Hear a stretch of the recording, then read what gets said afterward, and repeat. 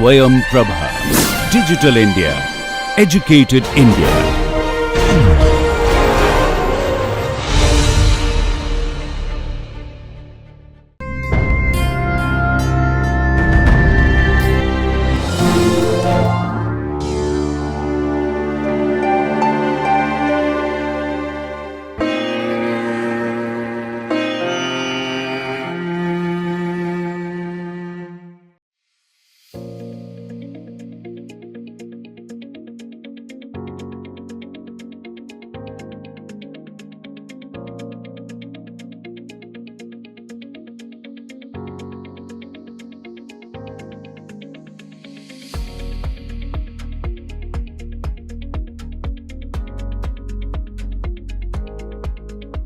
Welcome to lecture 3.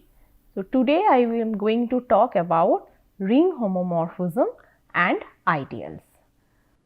We have already seen about group homomorphism, and we have observed that group homomorphism is nothing but a map from one group to another which preserves the structure of the group. And also we have observed that group homomorphism is very useful in order to compare between two groups, in order to investigate whether two groups are having same kind of structure or not, or they are isomorphic or not. In the same way, we can compare between two rings via ring homomorphism. So let us start what is a ring homomorphism. So a ring homomorphism is like group homomorphism, is again a map between two rings which preserves the structure of the ring.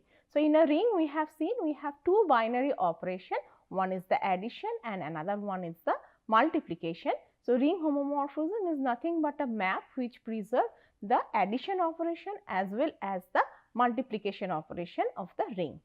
So let R and S be two rings and a map phi from R to S is called a ring homomorphism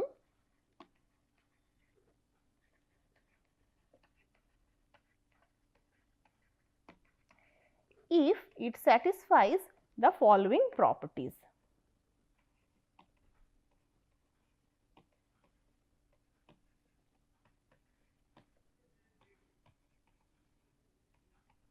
So what are the properties?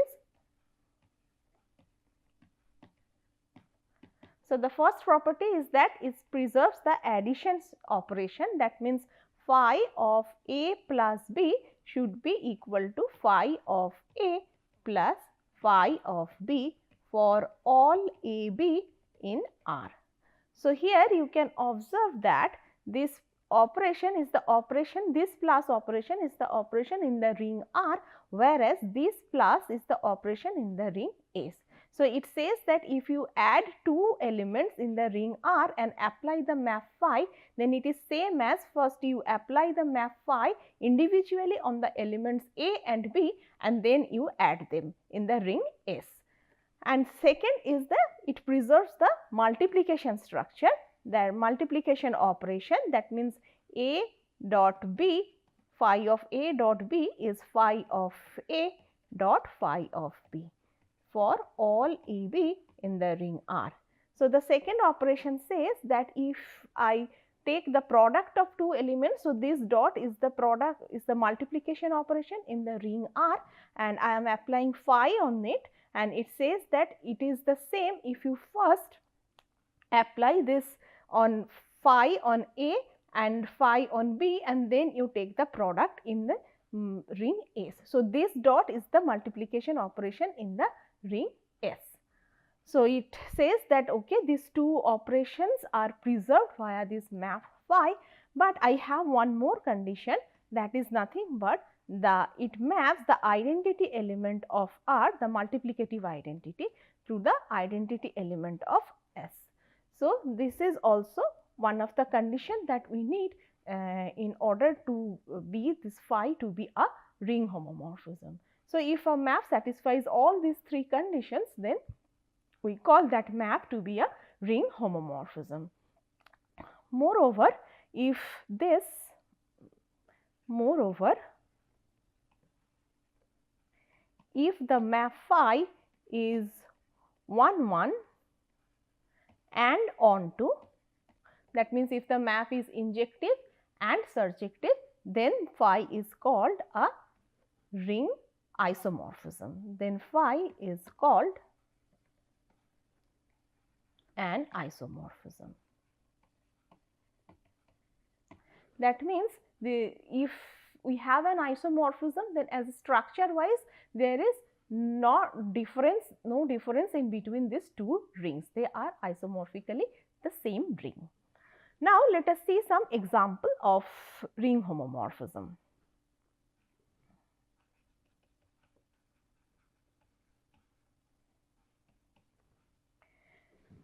So, consider the map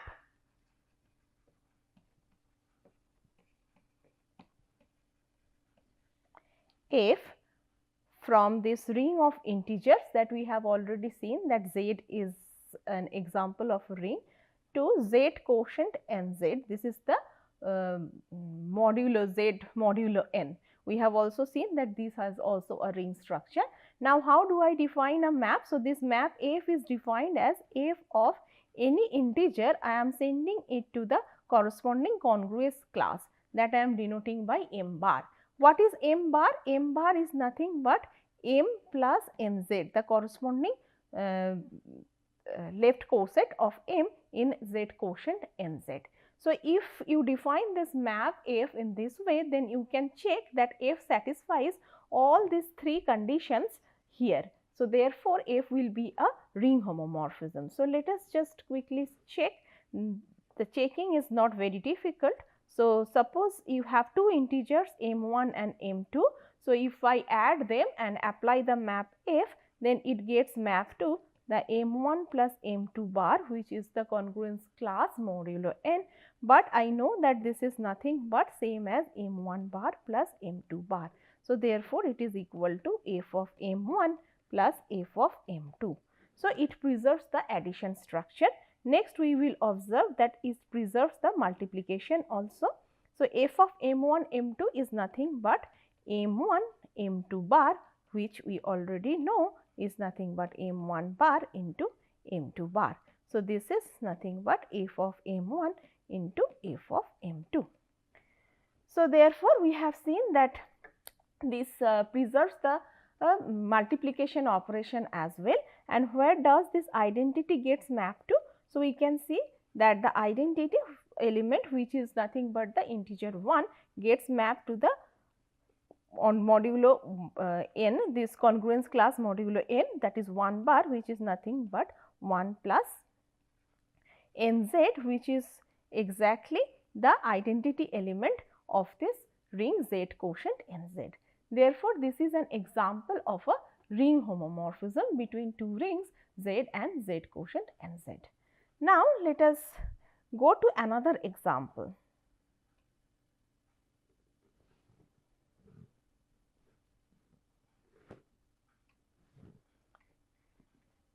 So, in this example, we considered the following map.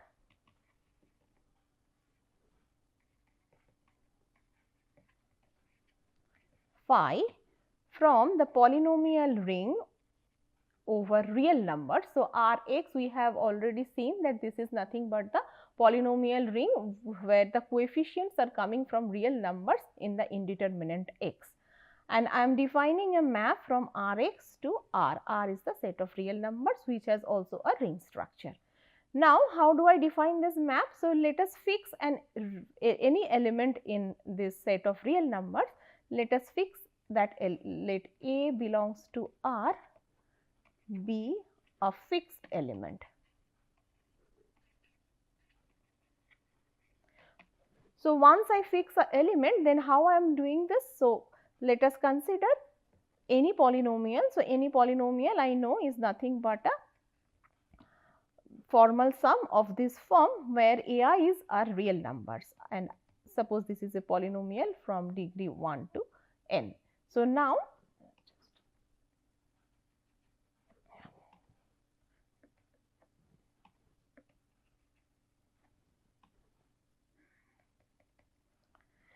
So, this is I am basically what I am doing, I am just evaluating this polynomial at this fixed real number a.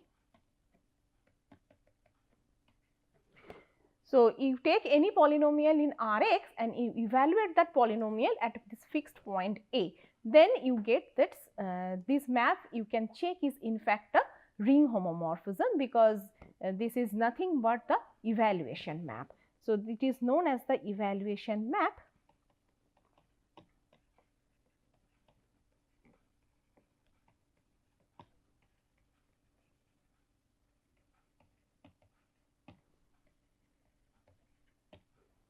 Because it is just, if you consider any polynomial, so let f(x) be any polynomial in Rx, then you can see that if I apply phi on f of x, then it is actually evaluating the polynomial at this fixed point a. So, for each fixed real number a, we can have a map which is a ring homomorphism from Rx to R. So, you can check that all the three properties are satisfied, because phi of, if you take two polynomials say f(x) plus g(x), then phi of f(x) plus g(x) is nothing but f of a plus g of a, which is nothing but phi of f(x) plus phi of gx. So, it preserves the addition operation, and also if you consider f(x) into gx, this is the product of two polynomials, you can check that this is nothing but this is the fa into ga, which is nothing but phi of fa into phi of ga. And of course, the identity element, which is nothing but the constant 1 in R, constant polynomial 1, and I know that it is, if you are evaluating at any point, it is, since it is a constant polynomial, it will be mapped to 1 only. Therefore, identity gets mapped to the identity element.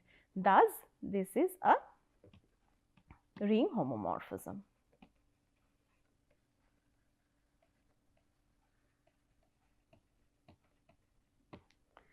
So, now I have defined what is a ring homomorphism. So, like in the group homomorphism, once we have defined a group homomorphism, then the next question we ask that can we associate two objects with this group homomorphism, and we have seen that yes, there are two subsets that we have associated with the group homomorphism.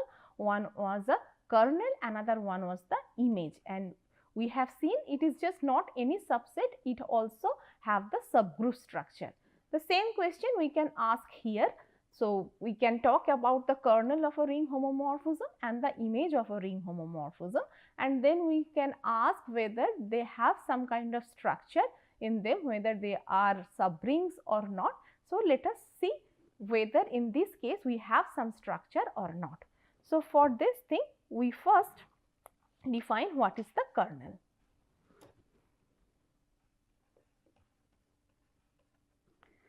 So, let f be a ring homomorphism. So, let us denote by phi is a ring homomorphism from R to S.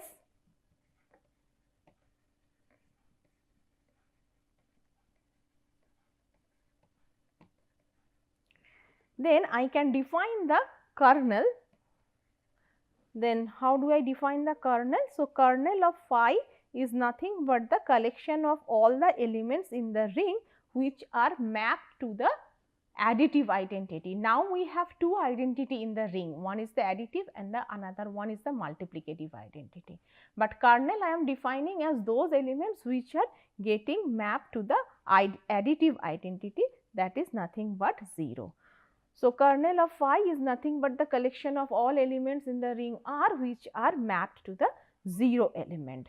This is same as the kernel of a group homomorphism. So, a ring homomorphism already preserves the additive structure, and with respect to addition it is an abelian group.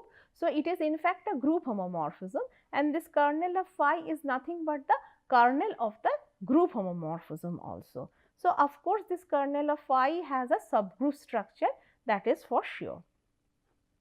So, it is same as the kernel of the group homomorphism.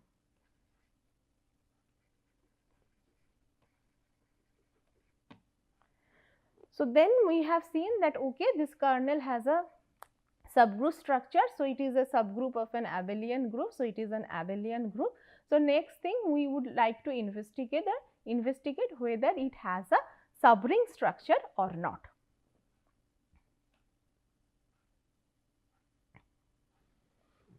So, let us see. So, in this respect I will prove the following proposition. So, let we have a phi is a ring homomorphism from R to S.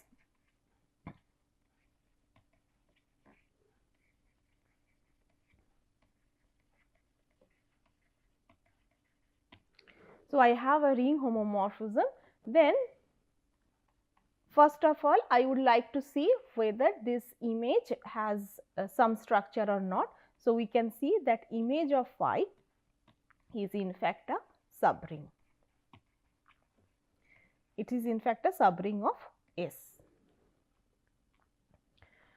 So, image of phi is a subring of S, and the other thing is that kernel of phi is in general not a subring, but is not a subring unless kernel of phi is the whole ring.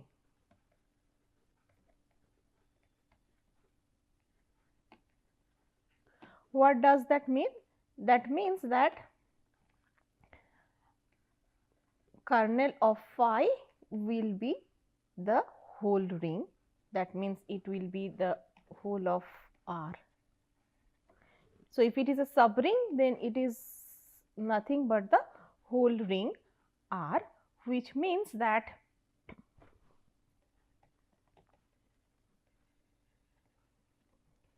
phi is the 0 ring homomorphism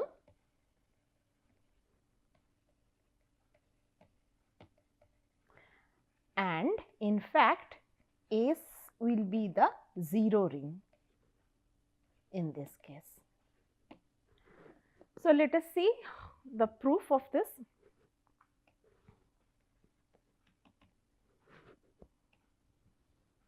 First, I will prove that image of phi is a subring of S. So, since image of phi is nothing but has already a subgroup structure, so it is a subgroup. Only we need to check that it is closed under multiplication and it has the identity element. Then we will be able to prove that it is a subring. So, let us start. So, we already know, because phi is a group homomorphism after all with respect to addition. So, we already know that image of phi is a subgroup of S. That image of phi is a subgroup of S. So, it is in fact an abelian subgroup of S. Now, let us see that it is closed under multiplication operation. So, let us take any two elements A and B in this image of phi. So, since it is in the image, that means there exist elements in R, say x and y, such that A and B are nothing but the image of this element x and y under this map phi. So, if this is the case, then we will see that their product is also in the image. So, A dot B is nothing but phi of x into phi of y, but phi is a ring homomorphism. So, phi of x y is nothing but phi of x y. So, therefore, this is nothing but the image of the element x y in R, because R is a ring. So, x y is in R. Therefore, this belongs to the image of phi. So, we have seen that the image is closed under multiplication operation, and this identity is nothing but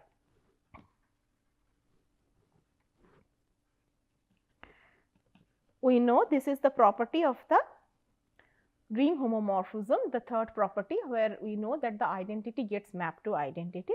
Therefore, this also belongs to the image of phi. Hence, image of phi is a subring of S. So, we have shown that image is a subring of S. Now, the next we will prove the second one, that whether kernel is a subring or not. If it is the subring, then we will show it is in fact the whole ring. So, we already know that kernel of phi is a subgroup of R. So, because it is nothing but the group homomorphism, so it has the subgroup structure. So, we know that it is a subgroup of R. Now, let us see whether it is closed under multiplication operation or not. So, let us start with taking any two elements A and B in the kernel of phi, which implies that phi of A is equal to 0 and phi of B is also equal to 0. We would like to see whether their product is in the kernel or not. So, if their product is in the kernel, then we can see that phi of AB is nothing but phi of A into phi of E, which is by the property of the ring homomorphism, and both of them are 0. Therefore, this is 0 dot 0, which is equal to 0. So, AB also gets mapped to the 0 element, which implies that AB belongs to this kernel of this map. So, it is closed. This kernel of phi has a subgroup structure and it is closed under the multiplication operation. Now, next thing we have to check whether the multiplicative identity belongs to the kernel or not. So, if it is it belongs to the kernel, suppose that the multiplicative identity belongs to the kernel of phi. What does that mean? That means that phi of this identity is getting mapped to the 0 element. But by the ring homomorphism property, what do we know? We know that phi of the identity element,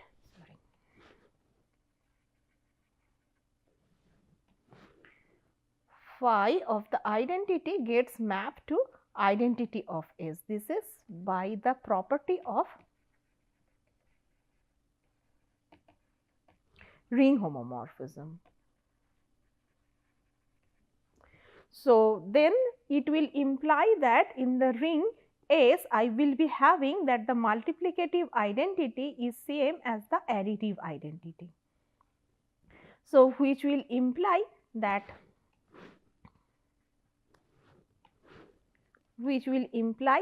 S is the 0 ring. S is the 0 ring, and not only that, we also have that this, since this phi identity identity is in the kernel, that will imply that the whole ring, this phi is nothing but the 0 ring homomorphism. So, it is not only that S is the 0 ring, but it also says that phi is the 0 ring homomorphism. And in fact, in this case kernel of phi is nothing but the whole ring. Why is that? So, let A be any element in the ring R, we will show that it gets mapped to 0.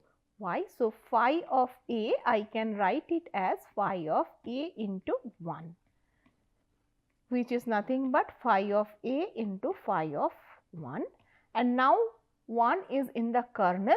So, it gets mapped to 0, therefore, this is phi of A into 0, which is equal to 0. So, we have seen that if I take any arbitrary element A in the ring R, then it gets mapped to 0, therefore, A is in the kernel, which implies that A is in the kernel of this map. Hence, in this case, I can see that kernel of phi is nothing but the whole ring. So, therefore, the kernel will be a subring if we have this if kernel is a subring structure, that means the multiplicative identity is in the kernel. In that case, the map homomorphism will be the 0 homomorphism, and the S has to be the whole 0 ring in that case. But we will see something interesting, that this kernel has some much more stronger property. Apart from being closed under multiplication, we will observe that this kernel has some extra property. So, what is that extra property? So, if alpha is an element in the kernel of phi, then we can see that if I multiply by any element of the ring with alpha, then it also belongs to the kernel, not only the R alpha, but also alpha R. So, if I multiply any element from the left or from the right with an element in the kernel, then their product is also in the kernel. This is true for all R in the ring R. So, remember that this R that I am multiplying with is varying over all the elements of the ring R, not only from the element of the kernel. This R is varying over all the elements of the ring R. So, let us see a proof of this. This is a straightforward verification. So, as alpha is in the kernel, as alpha is in the kernel of phi, so this implies that this implies that phi of alpha is equal to 0. Now, if I want to show that R alpha is in the kernels, then I have to see where phi of R alpha gets mapped to. But phi of R alpha, since phi is a ring homomorphism, is nothing but phi of R into phi of alpha, which is equal to 0, because phi of alpha is equal to 0. So, this implies that R alpha belongs to the kernel of phi. And similarly, you can show that not only R alpha, but alpha R also belongs to the kernel of phi. So, this is an extra property that I am having for the kernel, and so this kernel is something special. Like we have seen in the group homomorphism, this kernel of a group homomorphism has a special structure which makes it a normal subgroup, and here we also see that this kernel of a ring homomorphism has also some special structure, and that we will be generalizing into the idea of an ideal. So, let us define what is an ideal.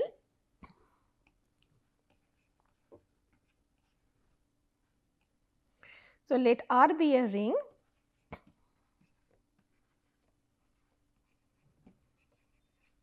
and I be a subset of R.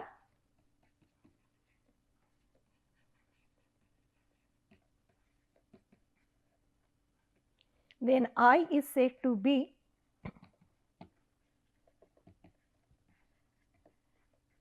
a left ideal, said to be a left ideal of R if I is a subgroup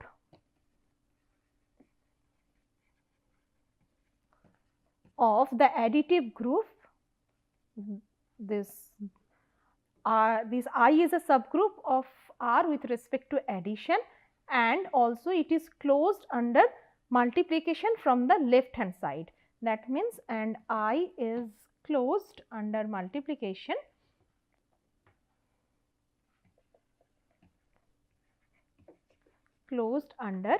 left multiplication.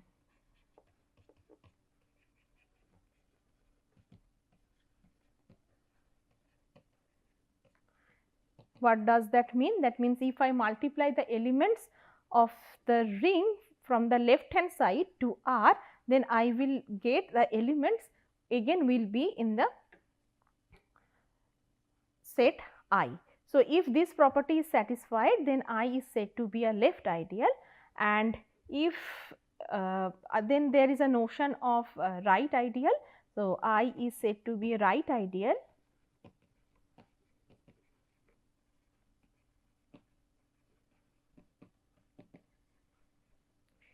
if I is a subgroup of this ring R with respect to addition and I is closed under right multiplication.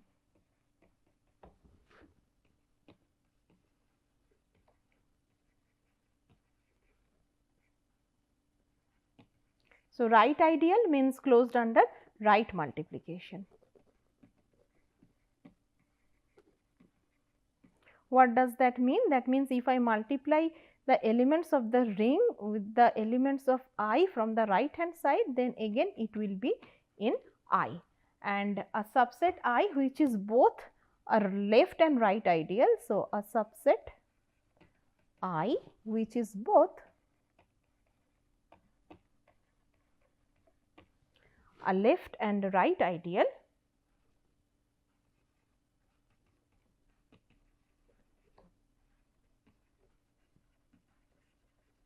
and right ideal. That means, if I multiply from the left hand side, then also it is closed, and if I multiply from the right hand side, then also it is closed. Then it is called a two-sided ideal.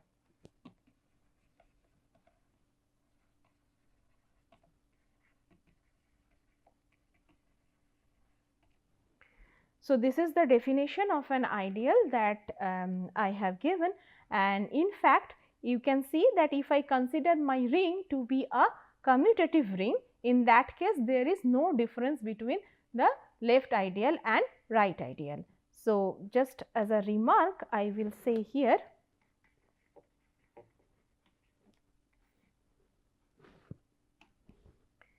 if R is a commutative ring, that means the multiplication is commutative, then there is no difference between left ideal and right ideal.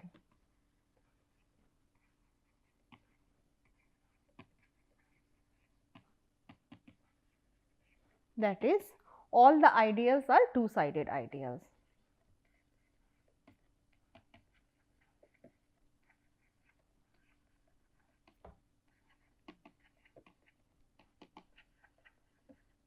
And in general we just call them ideals, and we just call them ideals, because there is no notion of left and right, because the multiplication operation is commutative. So, that is why we just call them, instead of left right two-sided, we just call them simply ideals. So, today I will stop here. These are the references that I have used for today's lecture.